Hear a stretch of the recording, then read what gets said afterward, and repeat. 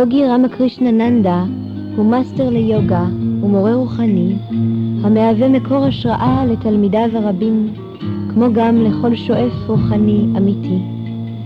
בשיחות אלה מתאפשרת לכל אדם, ובייחוד לאלה שאינם זוכים בקרבתו הפיזית ההתראות עמו, ועם האמיתות של היוגה שהינן מעבר לזמן, אותן הוא מעביר מתוך התנסותו במילים הנובעות ממעמקי הקיום.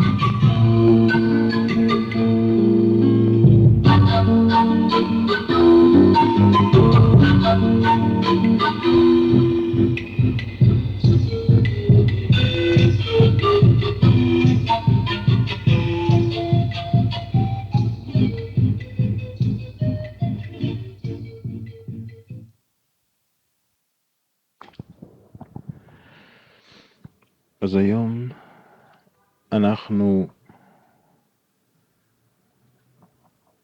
נדבר על רג'ה יוגה, אחד מן השבילים הקלאסיים ביותר והמוכרים ביותר של היוגה.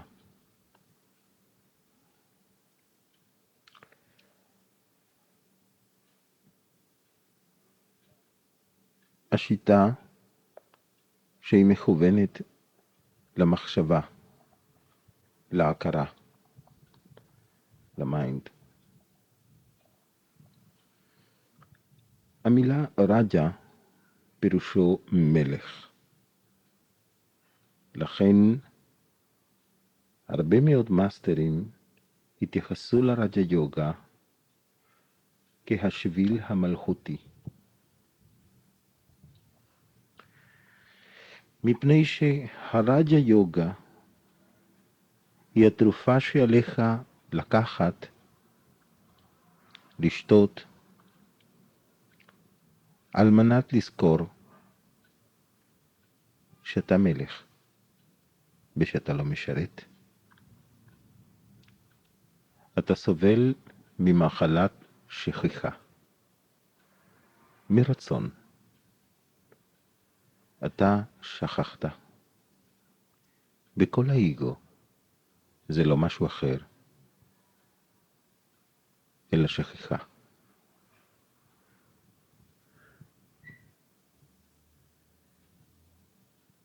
אתה מלך שיום אחד רצה לדעת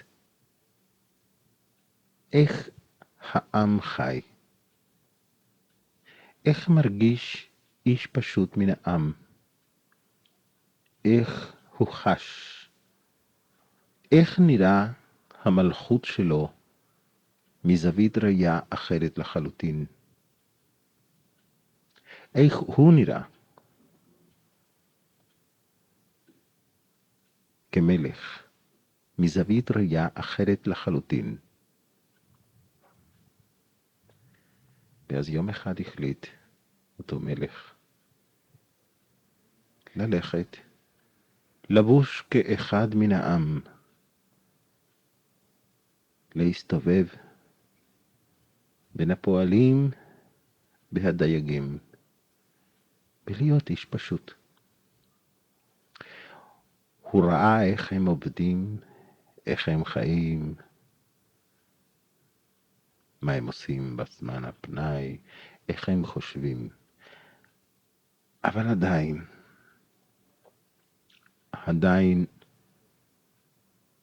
הוא היה מלך, והם היו אנשים מהעם. הוא לא יכל להתנסות בדאגות שלהם, בפחדים שלהם,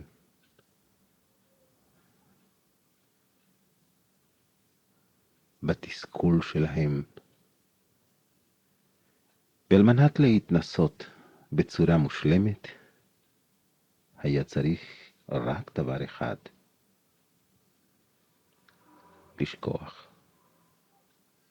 לשכוח לחלוטין שהוא מלך. ורק אז להתנסות גם בתחושות, ברגשות של איש פשוט.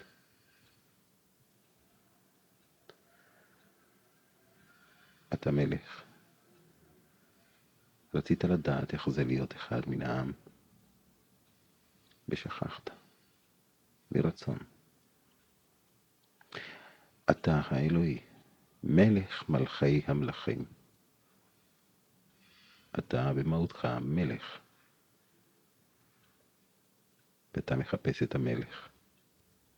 מעולם לא תמצא אותו, מפני שמעולם לא הבהרת אותו. אתה תגיד לי, לא.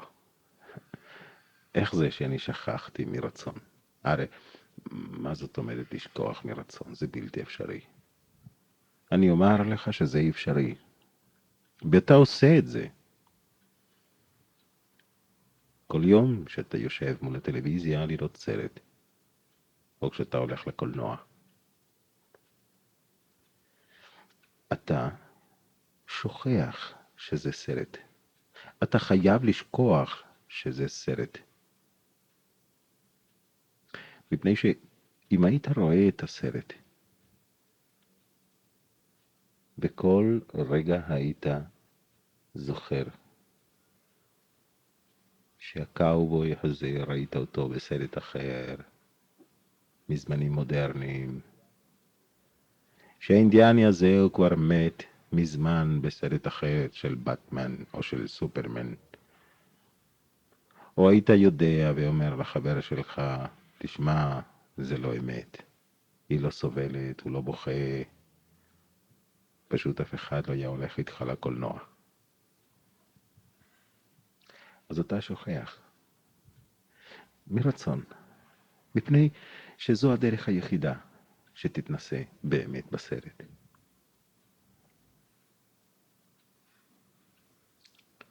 זאת אומרת, אתה משנה מרצון את הגישה שלך. גישה של שכיחה.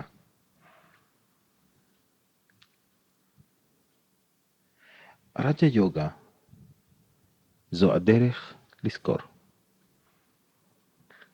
לזכור את מה שאתה באמת.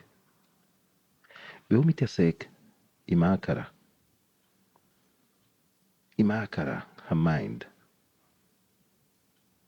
אבל בין הרבה מאוד אנשים יש בלבול מסוים אודות ההכרה. חושבים כשאנחנו מדברים על ההכרה, אנחנו מדברים על המוח. כאשר היוגה מתייחס למוח כהגוף של ההכרה. ההכרה זה משהו הרבה יותר עדין. אבל מה זאת ההכרה? ההכרה זה לא חפץ. ההכרה זה לא אישיות. ההכרה זה לא אדם. ההכרה זה לא מישהו או משהו. ההכרה היא מחשבות. מחשבות שעוברות כל רגע. ובעצם הכרה זה משהו שאתה עושה.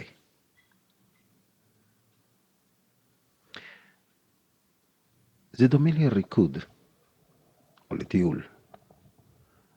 אתה יוצא לטייל, הולך, ובאיזשהו רגע אתה עוצר. אתה רוקד, ובאיזשהו רגע אתה מפסיק לרקוד. איפה אתה החסנת את הריקוד? איפה שמת את הטיול? בשום מקום. מפני שהטיול או הריקוד זה לא משהו שאתה, זה משהו שאתה עושה, זה לא משהו שהוא חפץ. בעצם ההכרה זה משהו שאתה עושה. ההכרה היא הגישה שלך. הצורה שאתה מגיב זאת ההכרה. והגישה שלך היא שתהפוך אותך למשרת או למלך. אתה זוכר את הסיפור? איך המלך נהיה אחד מן העם? בסך הכל שינוי בגישה. אנחנו חיים לפי היוגה, מה שנקרא מאיה. החיים שלנו הם מתרחשים או קוראים, והם נקראים מאיה. המילה מאיה בסנסקריט פירושו של דבר אשליה. מה שרוצה להגיד לנו שהעולם הזה, החיים האלה, הם לא משהו ממשי. מין חלום.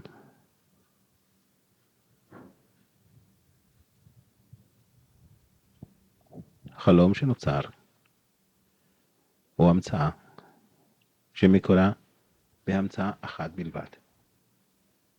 מחשבה אחת, המחשבה הראשונית, שהיא בסיס של כל המחשבות. והיא המחשבה אני. אני זאת מחשבה. ואני זה שעושה. זה שחושב את המחשבות. זה שמרגיש את הרגשות, חש את התחושות. והוא נקרא בסנסקריט אהנקרה. אני העושה. כשאתה חושב את עצמך העושה, כשאתה תופס את עצמך כהעושה, אתה אגו. ובמילים אחרות, כל מה שאתה עושה, זה האגו. כשאתה קורא לעצמך באיזשהו שם, אתה אגו. כשאתה חושב, אתה אגו. לכן,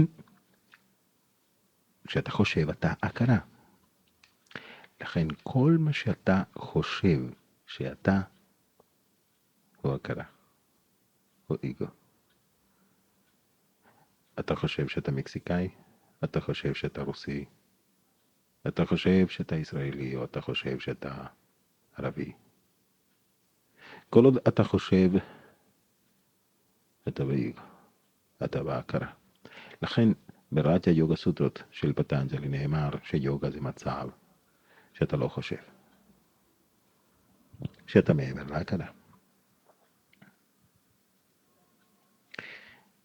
אז כל התהליך של הראג'ה יוגה הוא איך ללכת מעבר לכל זה, מעבר למשרת ולהתנסות במלך. הרבה מאוד בני אדם מדברים על להתגבר על האגו, להרוס את האגו, לשבור את האגו. אבל האגו, שוב, זה לא משהו, זה לא מישהו. אתה לא יכול לקשור את האגו באיזשהו מקום, להרביץ לו, להכניס לו איזה אגרוף. אתה לא יכול לחנוק את האגו. מפני שהאגו זה לא משהו שונה ממך. האגו זה הגישה שלך. לכן, כמלך, עליך לא להיאבק עם המשרת.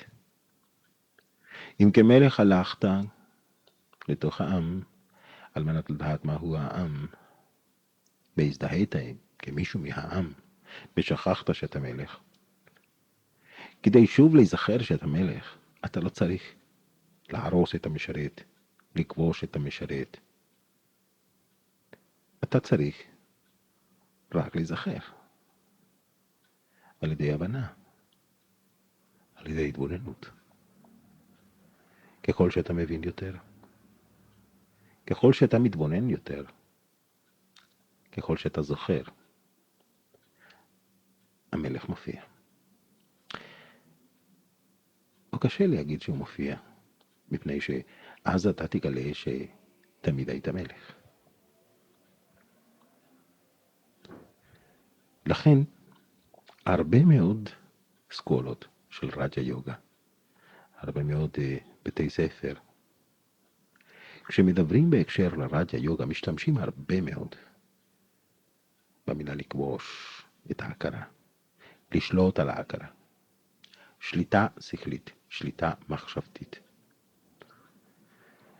מפני שהעיקרון, כפי שאמרתי קודם, הוא, כפי שאומר פטנג'לי מהרישי, ללכת מעבר למחשבות, לא להזדהות עם התפקוד המחשבתי. וכשאתה לא במחשבות, אז היוגה מתרחשת. אז כמובן, לכבוש, לשלוט, זה הטריק של ההכרה. מפני שאם אמרנו שכל מה שאתה חושב אודות עצמך הוא איגו, אז אתה איגו. אתה, שמך, עמך, משפחתך, כל מה שאתה חושב אודות עצמך הוא איגו. לכן, כל מאמץ שאתה תעשה, כשאתה תנסה לכבוש, כשאתה תנסה לשלוט על עצמך, לכבוש את עצמך, לשלוט על עצמך, זה ייווצר קונפליקט. ומה זה איגו אם לא קונפליקט? מה זה איגו אם לא קונפליקט שיצר פיסת נצח, פיסת אינסוף, שהוא באיזשהו מקום מתמרד נגד השלם. זה קונפליקט. וכשעכשיו הפיסת אינסוף מנסה לשלוט על עצמו, יש לנו עוד קונפליקט אחד. לא, זה לא ילך. חוץ מזה, שעליך להבין שהדרך של היוגה היא לא דרך של אלימות. מן ההתחלה היא מדברת על אהימסה, אי אלימות. למה? בין היתר מפני שהיוגה מבין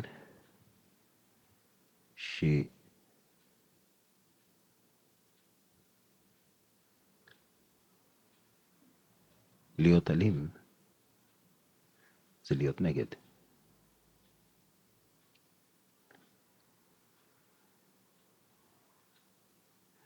וכשהחלק נגד השלם, מתנגד לשלם,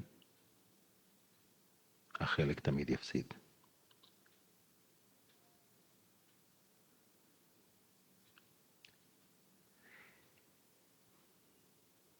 אבל אתה יכול להפסיק להיות אלים כלפי הסביבה.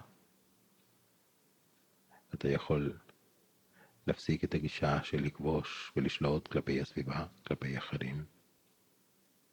אבל אתה יכול להפוך את אותה גישה, לכוון אותה כלפי עצמך.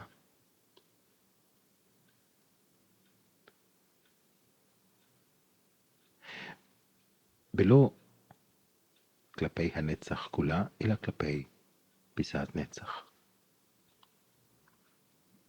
אבל תבין שהפיסת נצח הוא אשליה, מפני שאי אפשר לחתוך את הנצח.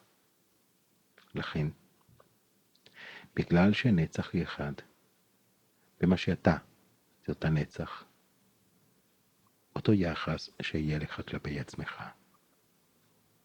יהיה לך בהכרח כלפי אחרים. גם אם בחוץ תלך עם חיוך, בסופו של דבר יהיה בך אלימות. הדרך של היוגה זה דרך של אהבה, דרך של שלום.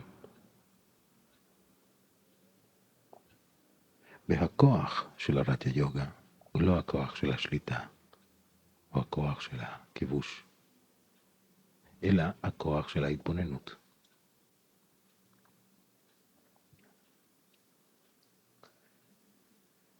זו הדרך של הראטה יוגה, ובשבילי זו הדרך של הרוח כולה, הדרך של ההתבוננות.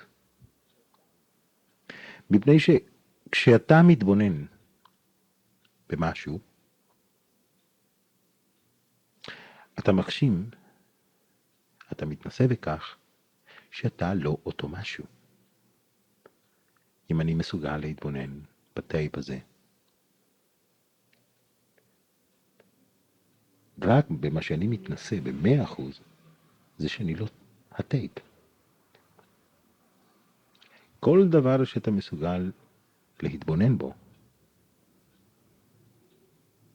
הוא מגלה לפניך דבר אחד, שאתה לא הדבר הזה.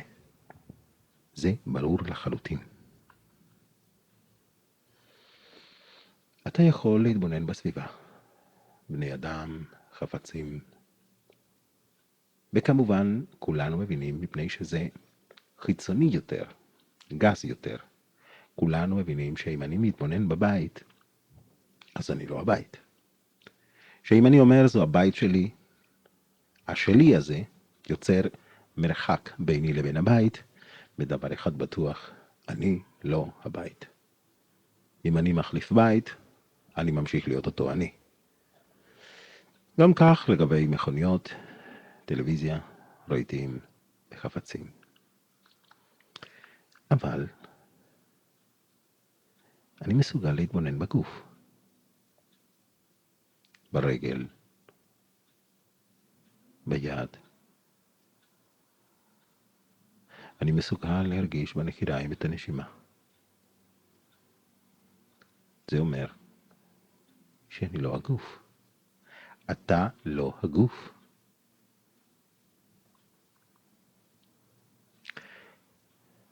באופן דומה, היוגי לאט לאט מתחיל להתבונן במחשבות. במחשבות שמופיעות. והוא רואה, בהתחלה זה יכול להיות קצת קשה. מפני שאתה מעורב לתוך המחשבות. מפני שאתה מחשבה. ככל שאתה מזדהה איתם, אתה מחשבה. לכן נשמע מוזר כשאני אומר שאתה כרגע מה שאתה חושב שאתה, ולא מה שאתה באמת. עד כדי כך הזדהית שהיום אתה חושב שאתה, מה שאתה חושב שאתה. אבל בהדרגה, אם תצליח להתבונן במחשבות, אם תחזור במחשבה על משפט אחד, למשל, עכשיו אני שומע קסטה. עכשיו אני שומע קסטה. עכשיו אני שומע קסטה. ובזמן שאתה חוזר על המשפט הזאת במחשבה, בשקט, אתה מתבונן בה.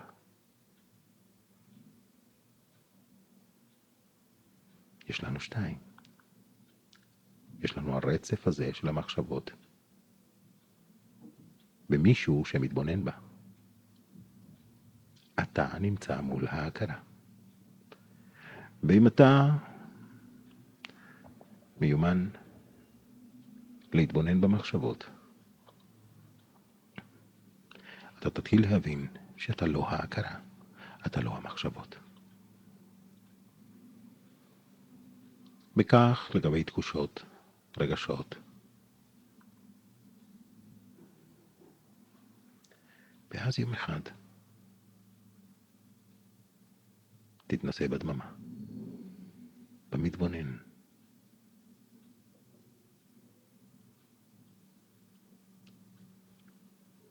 בכל יראה לך כל כך רחוק. וזה היום הגדול של האור של הטרנסצנדנטלי. של ההתנסות במה שאתה באמת. של ההתנסות מעבר להכרה. ואז תגלה משהו מאוד מעניין. שכל מה שחיפשת. אהבה, אושר. זה היה המצב הזה. הנוכחות של מה שאתה באמת. מפני שכשאתה אוהב, כשאתה מאושר, דבר אחד, שים לב, אין מחשבות. ואז תגלה שבעצם אתה חופשי והיית תמיד חופשי. אתה אף פעם לא היית משרת, גם אם ההתנהגות שלך הייתה כמשרת, אתה אף פעם לא היית משרת. תמיד היית מלך.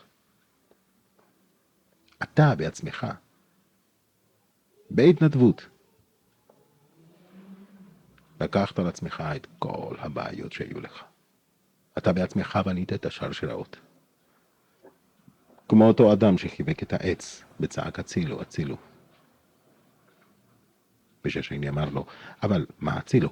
הרי העץ לא תופס אותך, זה אתה שתופס את העץ. בדיוק. לפי רג'ה יוגה זאת הבעיה. הבעיה היא לא עם ההכרה. הבעיה לא עם ההכרה מפני שאתה נמצא במרחק ממנה. אתה לא יכול לנגוע בהכרה גם אם תרצה. מפני שיש מרחק בינך לבין הגישה שלך. בינך לבין מה שאתה עושה.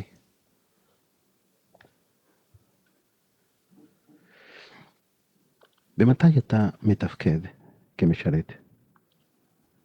מפני שההתנהגות שלך ברור לחלוטין היום שהיא של משרת, של אדם עני, של קפצן. אתה מתנהג כך כאשר אתה מרגיש, חש ומאמין שאין לך. אתה יכול להתנהג ולחיות כמלך, כאלוהי, אך ורק מתי אתה חש ומתנסה בכך שיש לך.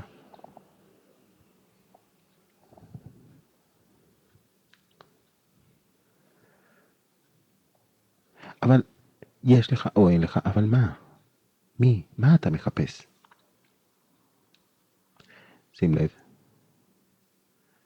מה אתה מנסה לעשות כשאתה מתנהג כמשרת, כקפצן? לשלוט על אחרים, לכבוש אחרים. אתה מחפש מישהו. מפני שאתה מרגיש שאיבדת מישהו. אתה מנסה לרכוש דברים, לכבוש דברים, אתה מחפש משהו. מה שאתה מחפש, את המישהו שאתה מחפש, זה מה שאתה באמת. את הנוכחות הזו שאתה מחפש, זה הנוכחות של מה שאתה באמת. ברג'ה יוגה יגיד לך,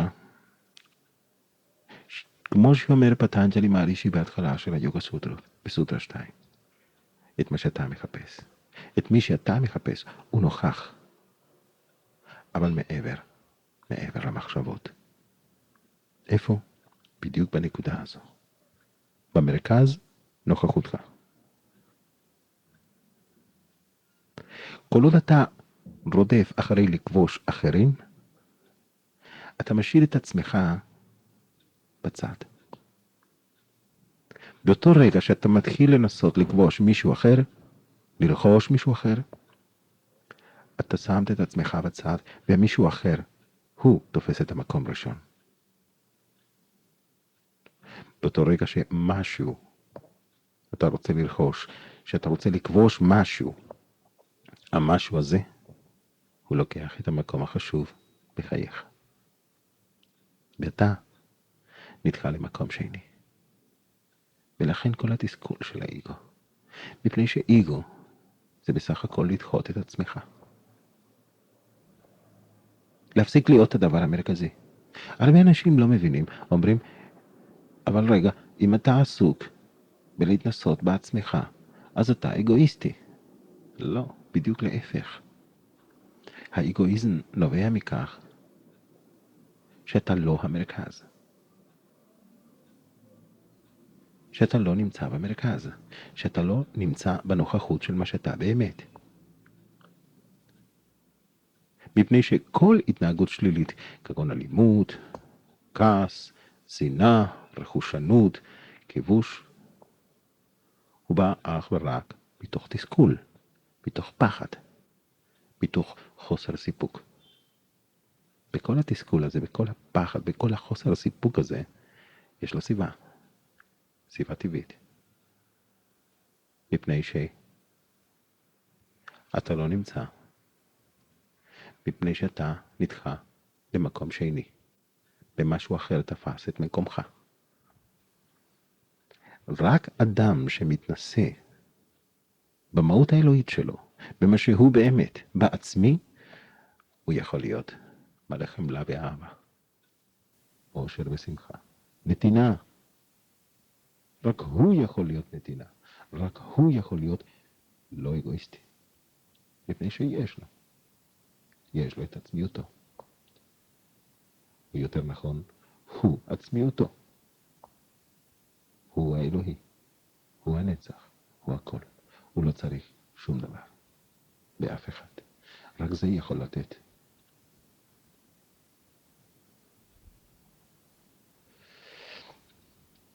ומה זה ללכת מעבר? איפה? איך? זה דבר מעניין, אבל מגיל קטן, בילדות, ששמעתי בצ'ילה על הנצרות, וכולם, בעצם כל הדתות האלה, יהדות, נצרות, אסלאם, היו מדברים על כך שאלוהים נמצא למעלה, בשמיים. ואני כילד הייתי מסתכל מעלה, רואה את העננים, רואה ציורים פה ושם. אלוהים מעל העננים. אבל לאט לאט שאתה גודל אתה מתחיל להבין שבעצם כדור הארץ הוא עגול.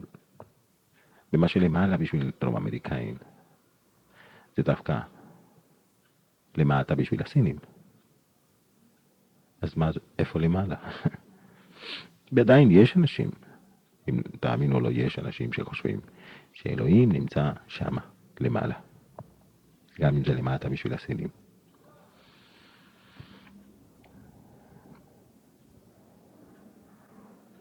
אבל מצד שני, מתוך הכתובים, מתוך הדרכים העתיקים האלה, מתוך הנביאים מן העבר, שמבוגר יותר הבנתי שהם צדקו. הבעיה כשמישהו מדבר ברמה של תודעה גבוהה, ומישהו מבין אותו ברמה של תודעה אחרת, נמוכה. או כשמישהו מדבר ברמה של תודעה גבוהה, ומישהו ברמה של תודעה יותר נמוכה, כותב. ומישהו ברמה של תודעה עוד יותר נמוכה, קורא את המילים, ומסביר אותם. והשומעים שומעים אותם ברמה של תודעה שלהם. אז לא בטוח שהאמיתות אלה יגיעו כפי שהם. מבחינתם, נביאים אלה צדקו. אלוהים נמצא למעלה, בשמיים. כמובן. האלוהים נמצא מעבר להכרה, למעלה. למה היה כל כך חשוב לציין שלמעלה? מפני שאפשר, ותשמע טוב, אפשר להיות מעבר להכרה, או מחוץ להכרה, אבל לא למעלה, אלא למטה. זה מצב של חולה נפש. שני אפשרויות, להיות מחוץ להכרה. או מעבר, למעלה, או מתחתיה. אם אתה מתחת, אתה אידיוט. אם אתה מעבר, אתה אלוהי. ולכן הם ציינו שהאלוהי נמצא בשמיים, למעלה, מעל ההכרה. מעל העולם של התופעות. מעל העולם של השמות והצורות. מעל ההכרה. מעבר להכרה. ורג'ה יוגה זו הדרך. זו השיטה. זו התרופה של לעלות מעלה. מעבר למה שאתה חושב שאתה. מעבר למה שאתה מאמין שאתה. ותאמין לי, אם יש אמונה אחת בעולם הזה שהיא חזקה יותר מכל אמונה אחרת, זו אמונה של מה שאתה מאמין שאתה. מפני שהאיגו כולו אמונה מטופשת אחד, אמונה עיוורת אחד. ורג'ה יוגה מבקש ממך שתפסיק להאמין. תפסיק להאמין מה שאתה מאמין שאתה. ושתהיה חוקר. ותנסה לעשות את החיפוש, את החקירה של מה שאתה באמת.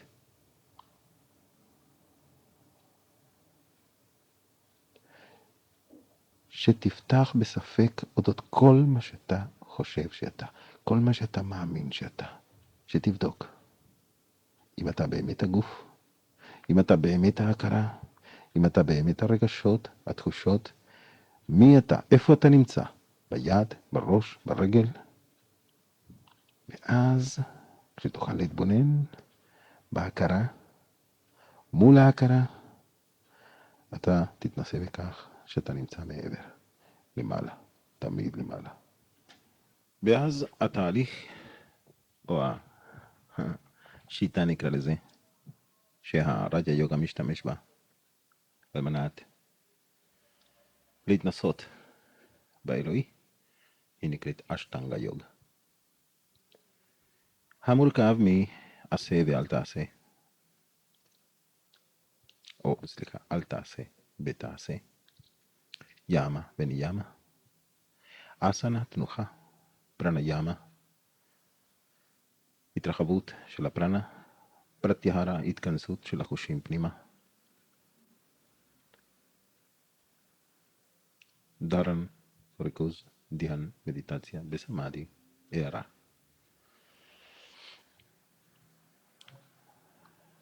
ימה זה כל אל תעשה. ההתנהגות היא פגיעה, לא לפגוע, או ההימסה. אמיתות או סטיה. היא גניבה, אסתיה. ברמצ'רי או ללכת מעבר ליצר. באפריגרהה או אי חמדנות. אלה בעצם הדברים שלך לא לעשות. כמו שיש לנו בעשרת הדברות, אז פחות או יותר אותו הדבר. ואחרי זה יש לנו ניימה. זה מה שלעשות. סאוצ'ה, ניקיון, בתואר. סנטוש, שביעות רצון. טאפס, שזה סקפנות. סואדיאיה, לימוד של כתבי קודש. ואישברה פרנידנה או התמסרות לאלוהי. כפי שאמרתי, אנו רואים את ימה וניימה, או עקרונות אתיים, מוסריים, בכל דת, בכל דרך.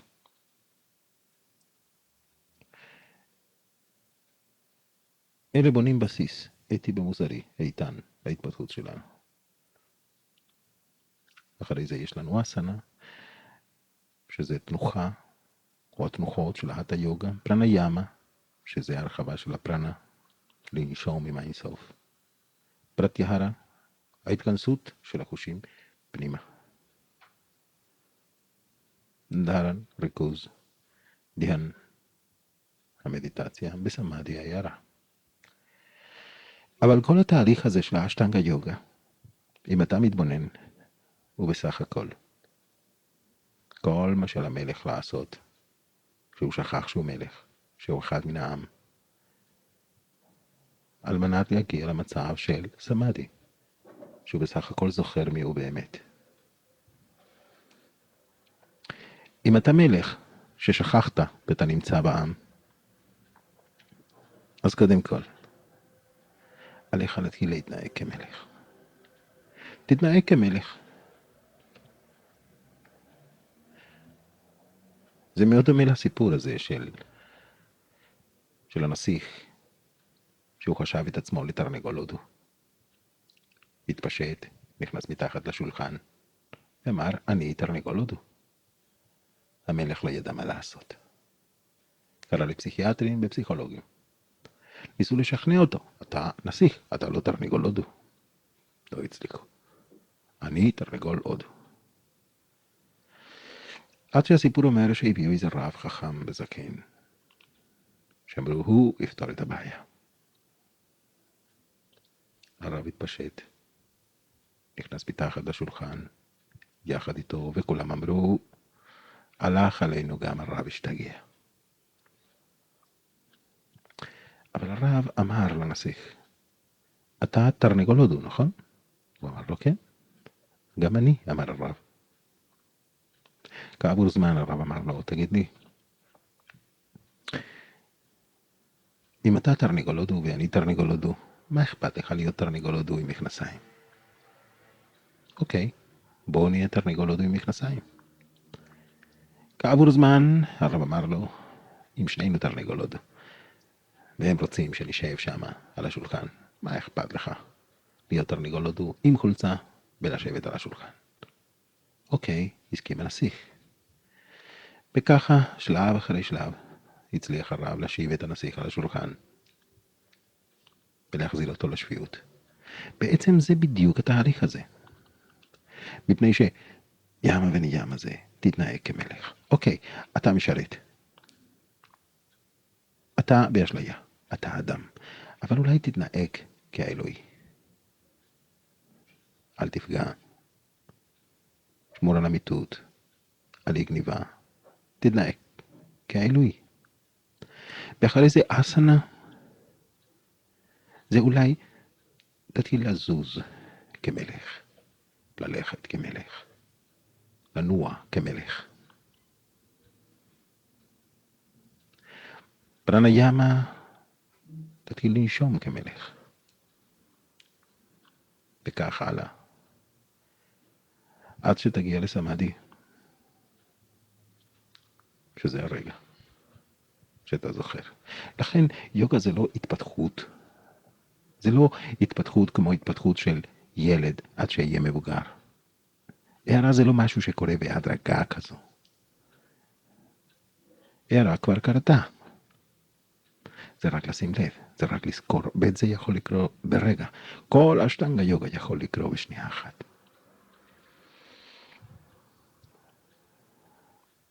ובסוף ההרצאה הזו, כחומר למחשבה. בדיוק כפי שהתהליך של האשטנגה יוגה. מימה ונימה, עד סמאדי. זה לזכור את מה שאתה. מולך נמצא כל התהליך של הבריאה. מפני מסמאדי עד ימה ונימה. זה התהליך של השכיחה.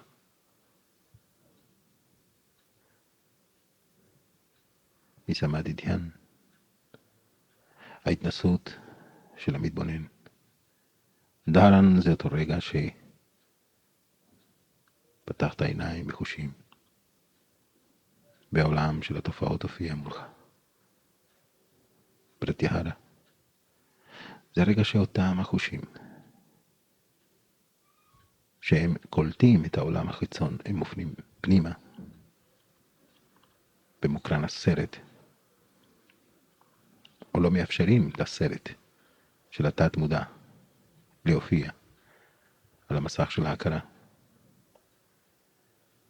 ואז, כפי שתנ"ך אומר, שאלוהים שפך בתוך האדם נשיפה אחת שהיא פרניאמה. התחלת לנשום, ואז התנועה. מקום, זמן, תנוחה. ומשם התחלת לנוע, להתנהג. רק שבדיוק הפוך. אל תעשה, הפכו לתעשה. ותעשה, הפכו לאל תעשה. כל התהליך של הבריאה. בכל התהליך של החסרה. דלת אחת שמובילה החוצה רחוק רחוק ממה שאתה באמת. באותה דלת המובילה להתנסות בנוכחותך. למקום שממנו מעולם לא יצאת. עליך רק לשים לב. לא להתעסק יותר עם החושך, אלא להדליק את האור. רק להדליק את האור.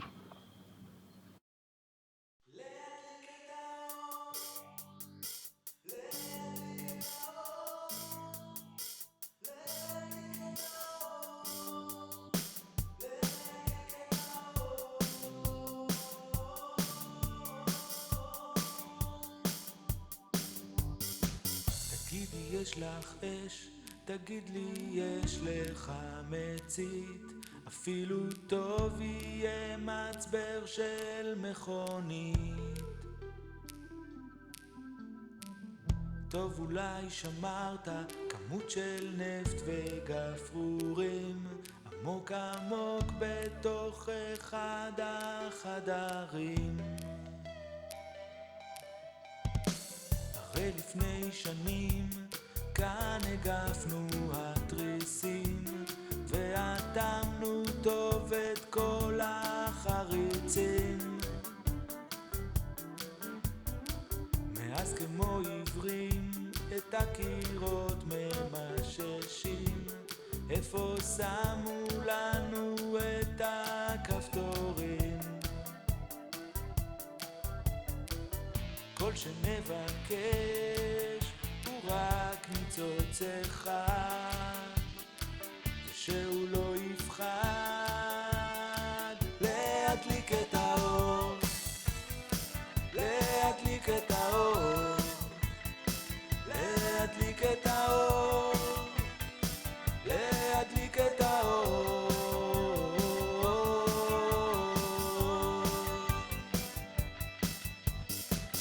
ננקה מראה שנוכל אולי איתה קרן שמש לאסוף לי נקודה.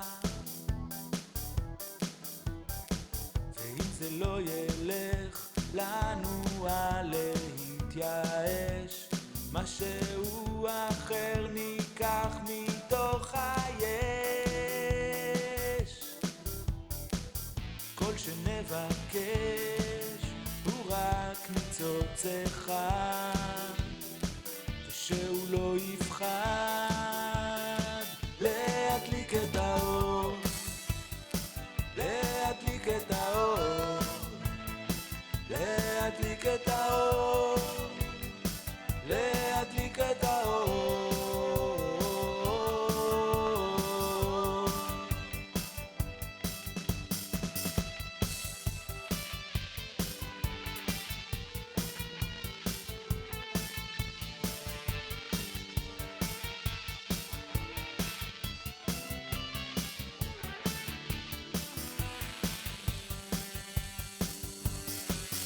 פתאום אחרי שנים האישונים מתרחבים, לאט ופני השטח לנו מתגלים.